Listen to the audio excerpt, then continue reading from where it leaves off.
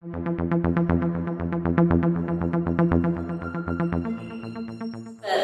know, Yakuza, Like a Dragon. For this one, I'm really excited because you guys are going to get a sneak peek of the series. Fans of the games are going to love it, fans of drama, fans of anyone who loves action and crime and everything like that will love this. So trust me, my mind was blown when I got the sneak peek. So I want you to know, I know that you guys didn't come here to see me, you came here to see the cast and creatives. So I want you to know there's some ground rules before we bring them in. So you guys are going to see some sneak peek stuff. So please do not record anything. You know, I know we want to share it with everyone, but this is just for you guys. All 500 of you guys. So let's keep it between all of us.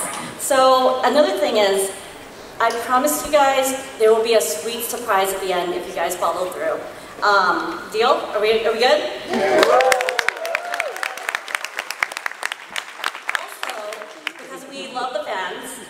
Also, because we love the fans, we gave you guys some note cards, or you can ask for some note cards. We're going to do a Q&A. So we're going to pick 5 questions to ask the cast and the creatives. So please make sure you give it to the teams on the side, the Amazon team. They'll be waving their arms. If you could wave it to them as well. So if you could give them your questions, at the end of the panel, we'll pick 5 and we'll ask them for you guys. So don't worry about that. But you know what? Let's get started, because I know you guys are excited to be here and to see some stuff and to get some stuff. So anyway, are you guys ready? Yeah. Okay, first we have the head of international originals at Amazon MGM Studios, James Farrell.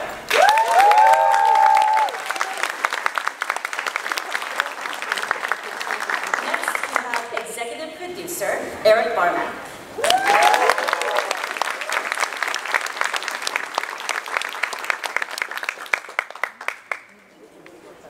Okay, before I bring out the next 2 people, I need you guys to do me a huge favor. These guys came from Japan. So we need to show them what Comic-Con's all about. We need to show them, like, we're excited, we're happy for them to be here. I want you guys to be so loud for each time I introduce them. I want Japan to hear it. I want it to be so loud that they were like, oh my god, Comic-Con fans are the craziest and the fun and the most fun. So please do that for me. I want you guys get hyped up first. Let me show them.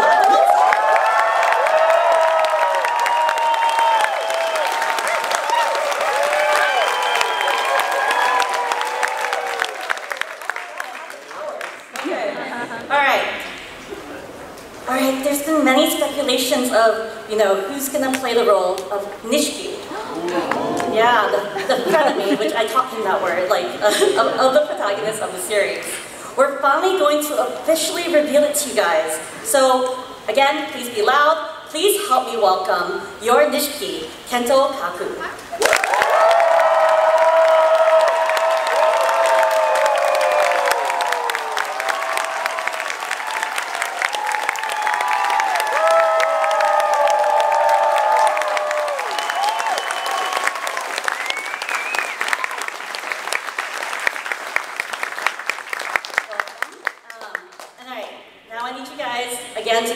To do this, I need you to be loud.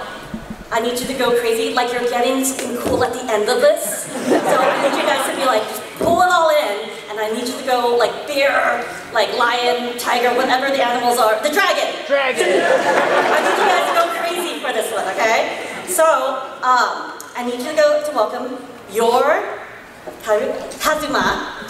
I'm so excited because you're gonna, so handsome, so handsome. Okay. Be ready. Okay. Please welcome Ryoma Takeuchi.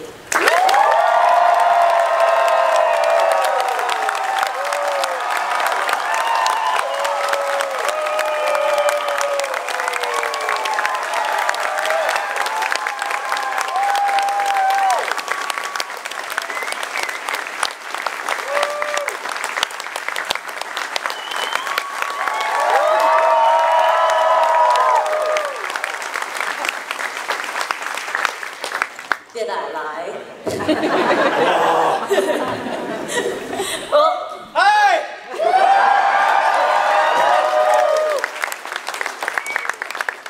Welcome to Comic-Con. I am excited to chat with you all.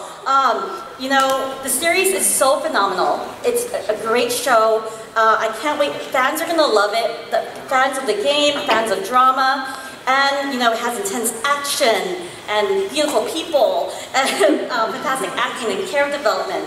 The series has been shrouded in secrecy. No one knows anything other than we got to see this picture and we got to see snippets of it in the beginning. So I know maybe you guys have something for us. Ryoma, you said you brought something? Yes. I have gift. Are you guys ready to see the gift? Well, roll the teaser. And I'm still shaking. I'm like, oh my god, it's so amazing. And you know, you guys are the very first people to see this.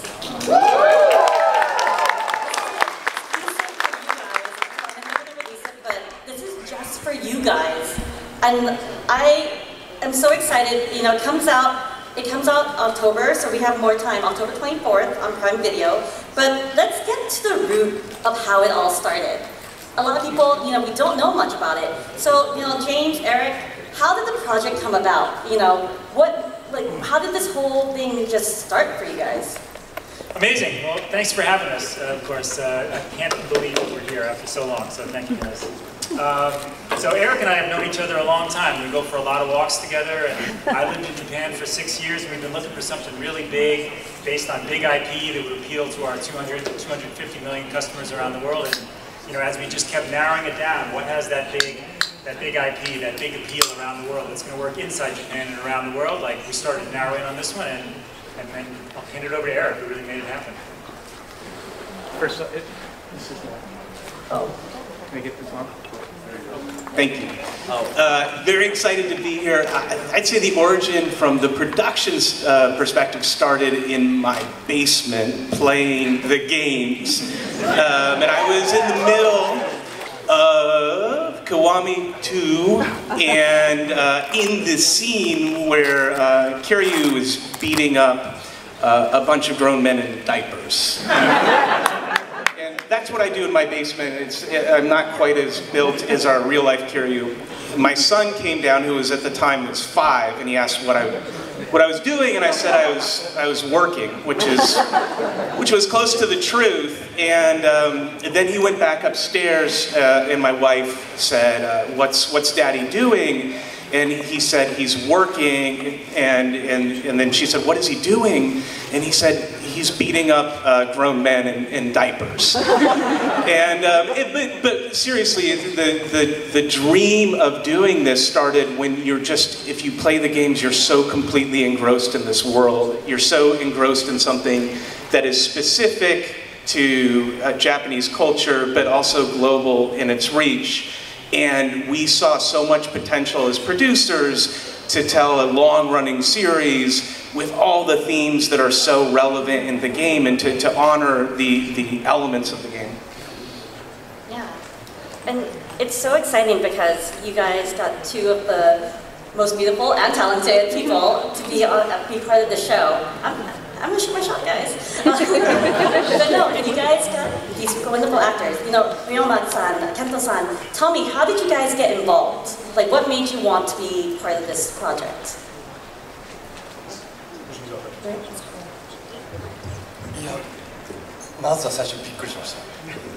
He was surprised at the same time, at the first initial thoughts. もちろん日本でも人気ですし、龍が如くを実写化するの?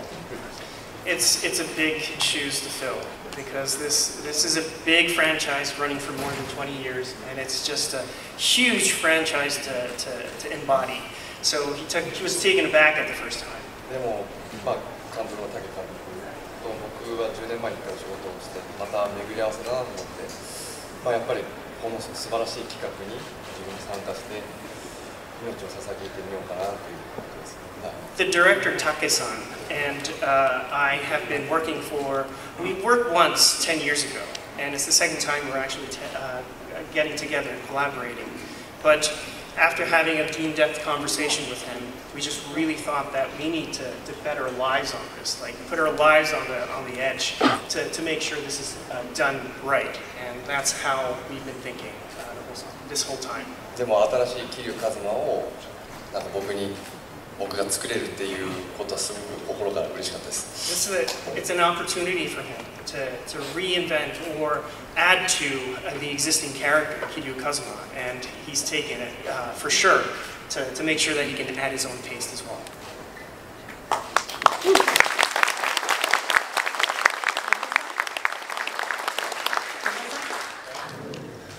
The first time I take this offer for Nishiki's role is maybe 2 years ago, and I had an opportunity to meet and discuss about this project with the producer and director, Mr. Take. And actually, I was thinking about to turning it down because too big, right? Too famous, so everyone in the world knows it's a legendary game, but actually, okay.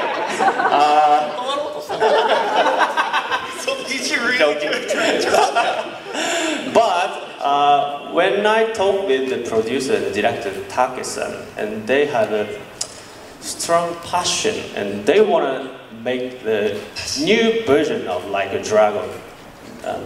Everyone never seen it before, and this passion is very big, and it really made me excited, and before I realized, I had already said, yes, I will do it. ちょっと一瞬断ろうか迷う気持ちはちょっとわかる。I can understand you wanted to turn it down just because this whole big thing that's coming behind us. It's just the responsibilities. そう、ファンの人は厳しいから原作に。And everybody's pretty harsh and everything, so to take it easy on us. No, trust me, everyone here, they're great. Right, guys?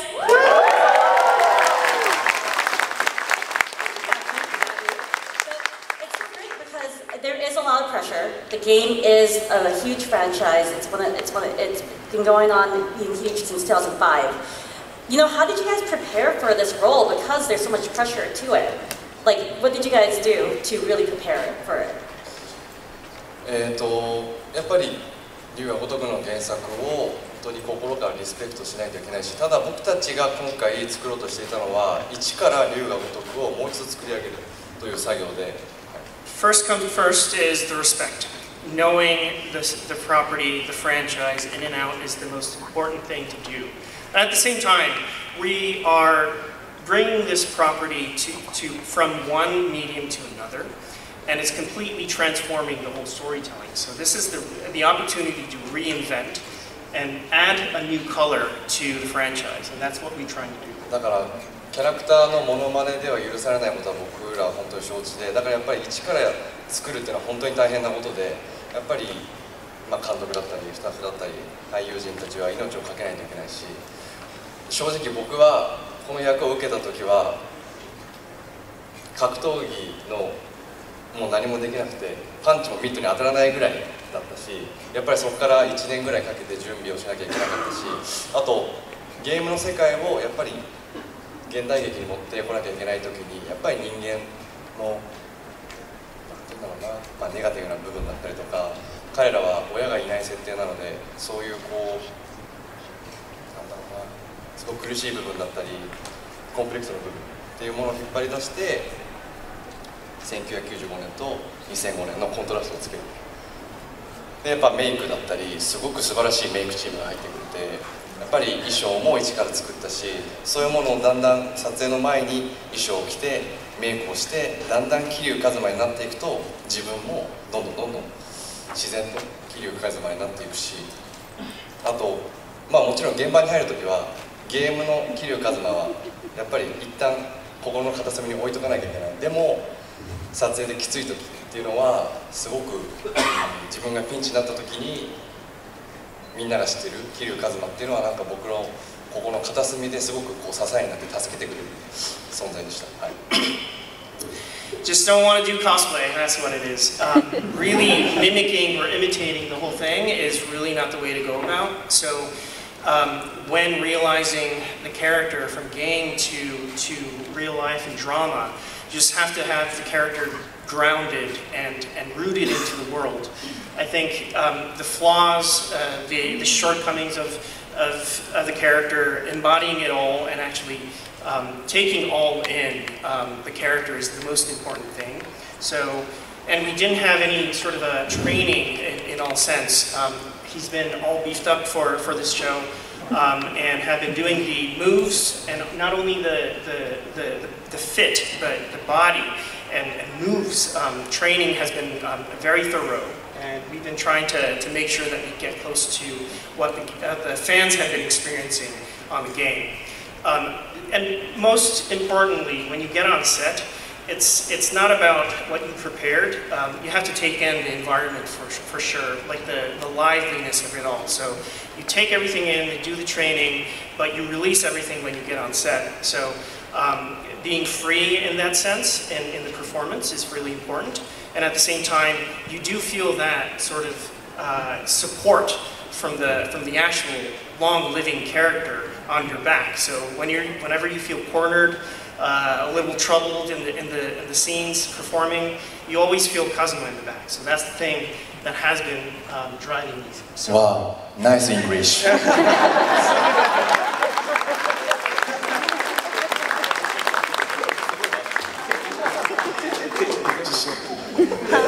I also feel like these characters from the games, especially the relationships between Yumi and Nishiki and Kiryu, are incredibly emotional, and their relationship to Kazuma, who, if you've played the games, it's all there in the DNA, and it's bringing that out and taking people on an emotional journey as well as the action part of the series, which got us so excited.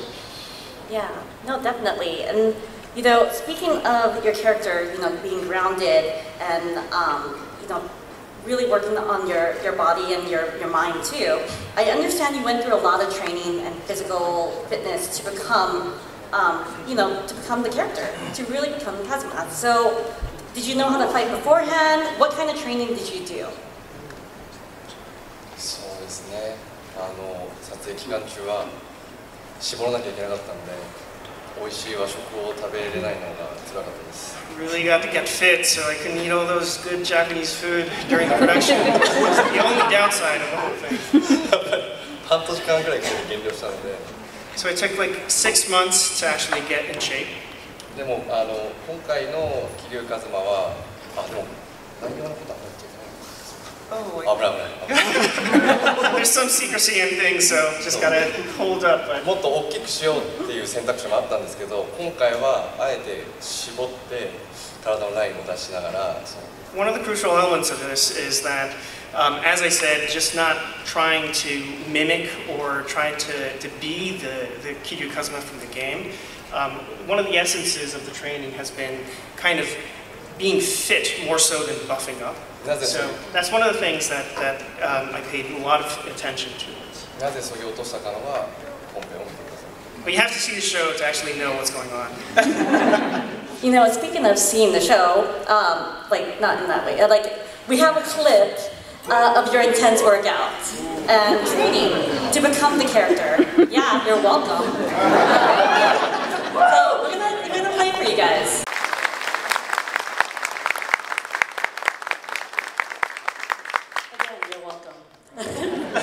No, but you know, Ryoma-san, have you kept up with the training? Are you still able to do the push-ups, upside-down push-ups? いやいや、さすがに。もう一回桐生一馬にろって言われたら、なんか1年ぐらいしてほしいです。If we get to do another season, I'm definitely gonna beef up again. 違うでしょ。 It's just the time. Me in that production timeline and him right now, it's completely different. You can see it. The training has been just so intensive. Well, でもきつい撮影の時とかは錦が助けてくれました。 During those tough, really times, and when my heart was kind of failing, Nishiki was there to help me. So I was just watching. I know, for me, I'll be like eating a bag of chips in front of him. No, but you know, we can't forget the best friend slash brother, you know, and possible foe. You know, Kento-san, Nishiki is pretty suave, you know, from orphan to patriarch, you know, and he's now the patriarch of the Dojima Yakuza family. Nishiki is living his best life. You know, he's enjoying himself. He's eating his chips. He's like, sorry, you know, Kazuma, I know you went to jail, but you know, he's living his best life. But what can you tell me about Nishiki's journey, and how did you prepare for this role? You say suave, and maybe he seems like that on the outside. But inside, he's the most, I personally think, he's the most pitiful and unfortunate individual. Right? So throughout the episode, he goes through just about every emotion that one human being can have. So I think he's the person that every viewer can relate to the most in all of the characters in the show. And between two timelines, you get to enjoy two completely different sides of it. Well, we actually have a clip of those two sides that we get to see, like the rise of him in 1995 and 2005. So it's a surprise for you guys too. So we have the clip here.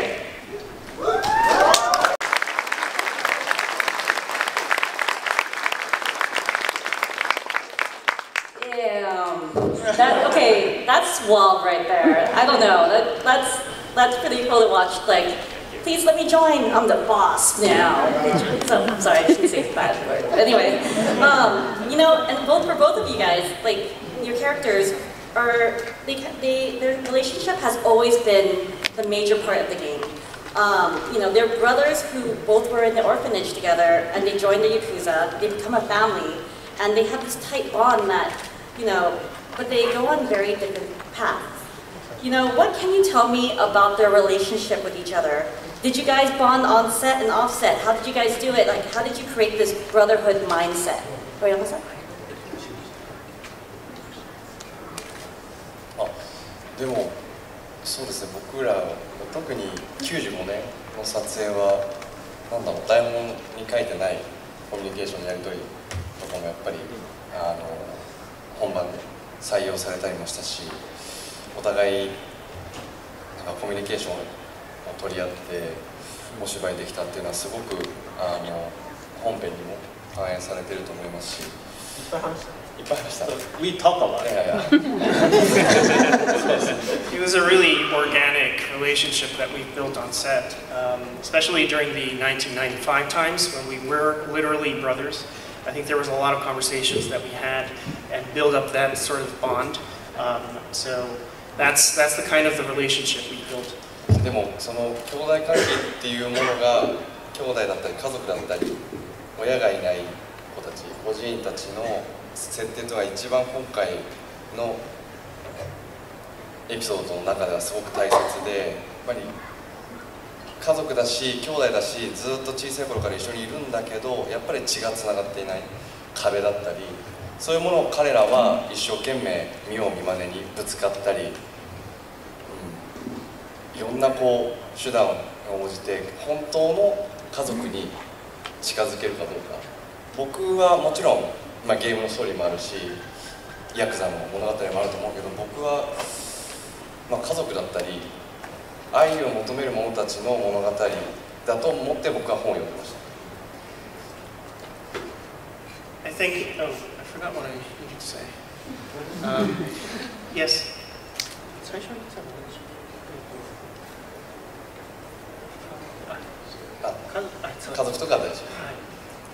So, really, when it starts, as in the game, I think the relationship between the two characters is just crucial.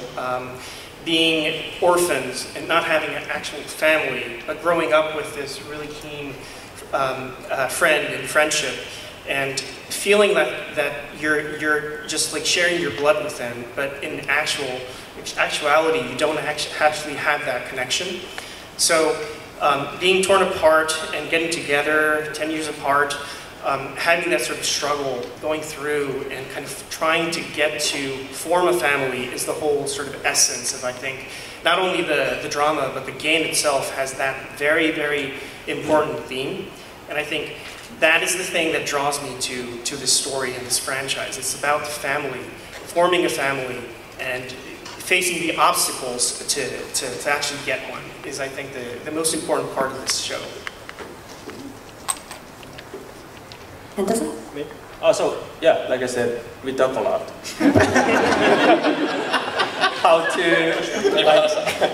how to elevate this show, and also like about hobby and working out, and also dirty talk.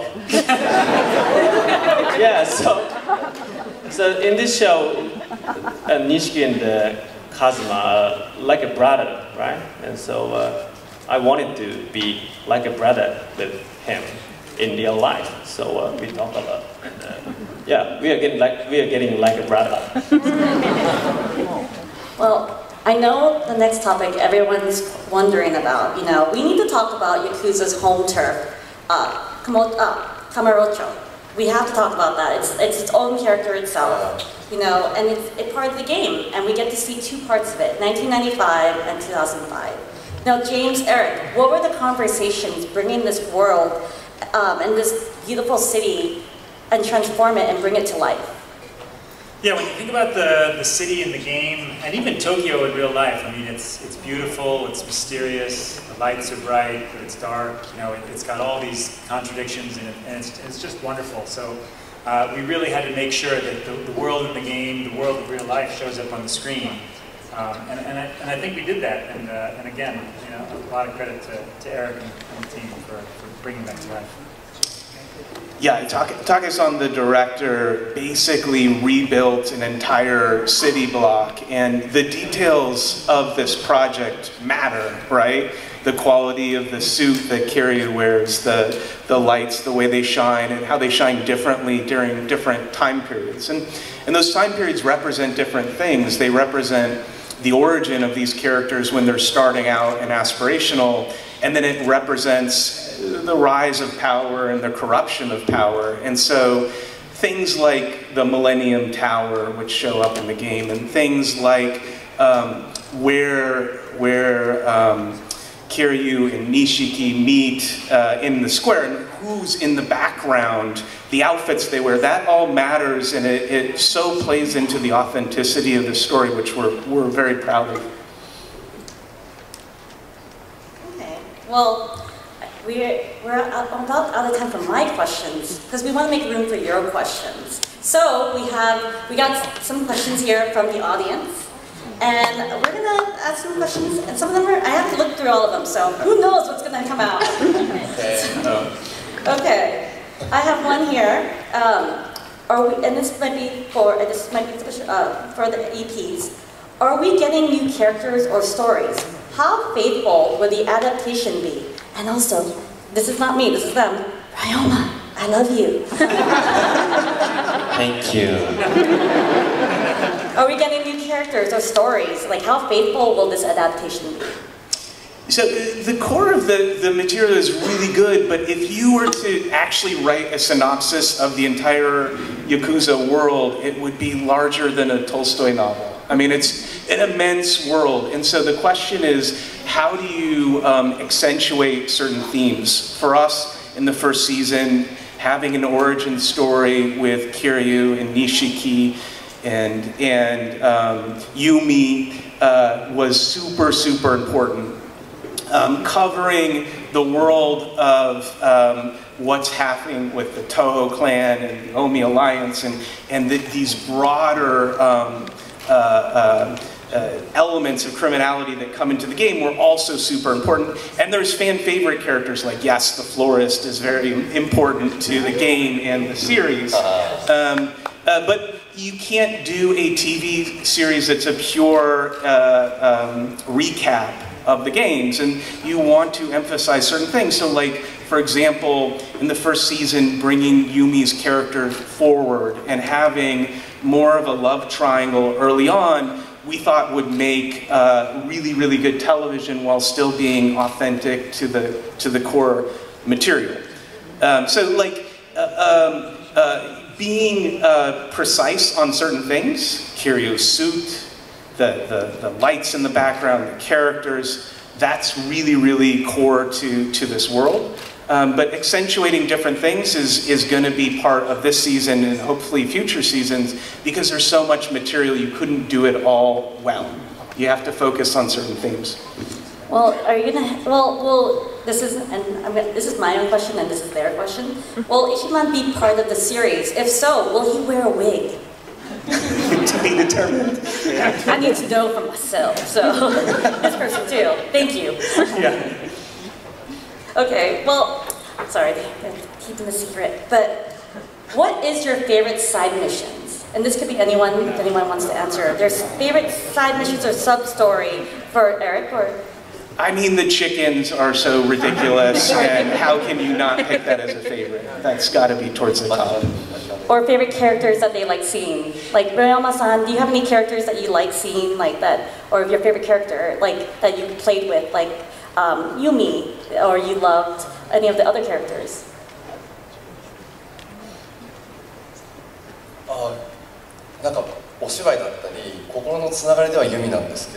In terms of emotional connection and relationships, there's a very peculiar character in the show. Kiryu-chan!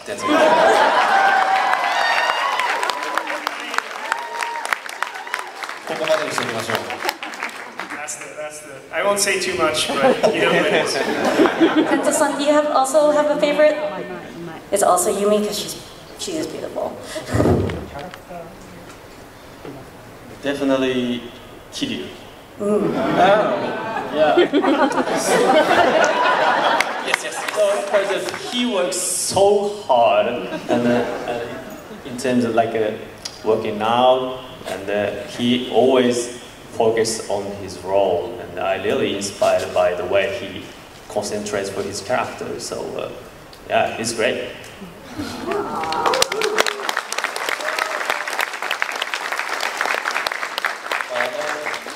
僕たち孤児院のその兄弟4人いるんですけど、4人のなんかこう昔から一緒にいるテンポのいい会話っていうのはすごく面白いと思います。The really sort of emotional part of the first parts of the story is at the orphanage. We have 4 brothers and sisters there, and that kind of like banter we have each other and have this like funny conversations. That's kind of very organic, and I think you can enjoy that as well. Well, I need to know this too. I think you guys are asking questions that I actually had in my paper too, so it's perfect. All right. How long are you planning on, like, what's the idea in your head of, do you have an idea of how long you want to get the series going? Do you guys have ideas of, you know, what, if there is a season 2, but you guys, if you watch it, to make sure you watch it and tell everyone, then there will be a season 2. Do you guys have an idea that you guys have if you guys continue this story? It's up to you guys. No pressure, James. If you like it, we'll do it forever. So cheer us up.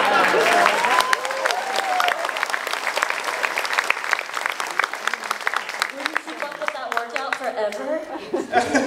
Ryoma-san, will you be keeping up that workout forever? Guarantee, please. Guarantee, ください。 Pay me up. I'm actually wondering this too for this person. Will we see a certain koi tattoo? Koi tattoo? It's too confidential. So please find out in the show. Well, this is a serious one, guys. I'm gonna get ready for this one. Will anyone, and this is all you guys can all answer, will anyone sing karaoke?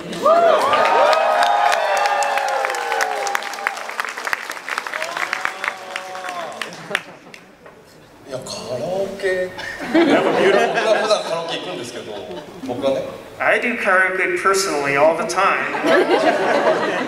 本編はないんですよね。